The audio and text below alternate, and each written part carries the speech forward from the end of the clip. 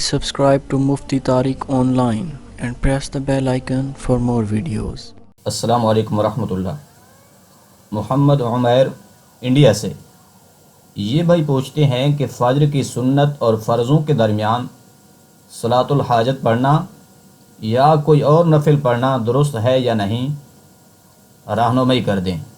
دیکھیں، اس کا جواب یہ ہے کہ فجر کی سنت اور فرضوں کے دوران کسی بھی طرح کی نفل نماز کا پڑھنا یہ درست نہیں ہے، کیونکہ رسول رحمت صلی اللہ علیہ وآلہ وسلم سے زندگی بھر صبح صادق یعنی جب سے فجر کی نماز کا ٹائم شروع ہو جاتا ہے اس کے بعد سے لے کر فرض نماز کی ادائیگی تک 2 سنتوں کے علاوہ کچھ بھی پڑھنا ثابت نہیں ہے، لہٰذا صرف 2 رکعت سنت ہی پڑھیں، اس کے علاوہ کوئی نفل نماز نہیں پڑھ سکتے۔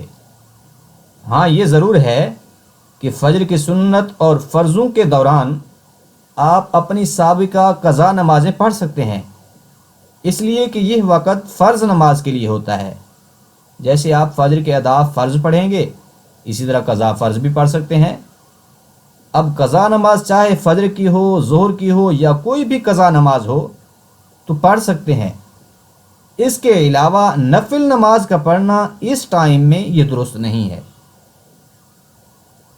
اسی طرح سے حسان یہ بہن دبئی سے سوال کرتی ہیں کہ پہلی رکعت میں سورۃ الناس پڑھ لی تو دوسری رکعت میں پھر کون سی سورت پڑھیں؟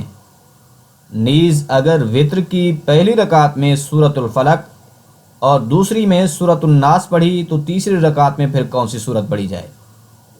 دیکھیں، بہتر اور صحیح بات تو یہ ہے کہ ترتیب سے ہی سورتیں پڑھی جائیں، جس طرح کہ پہلی رکعت میں سورۃ الفلق پڑھی تو دوسری میں سورۃ الناس پڑھیں۔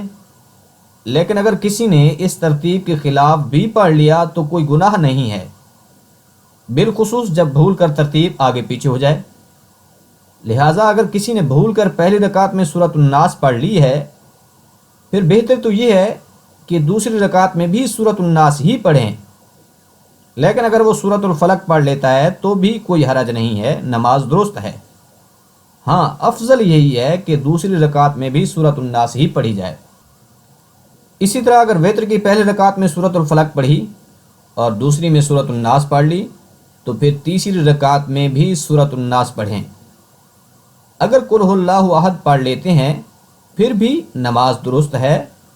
ہاں، بہتر یہی ہے کہ ترتیب کا ضرور خیال رکھا جائے، البتہ اگر غلطی سے ترتیب آگے پیچھے ہو جاتی ہے تو کوئی حرج نہیں ہے، نماز درست ہوتی ہے۔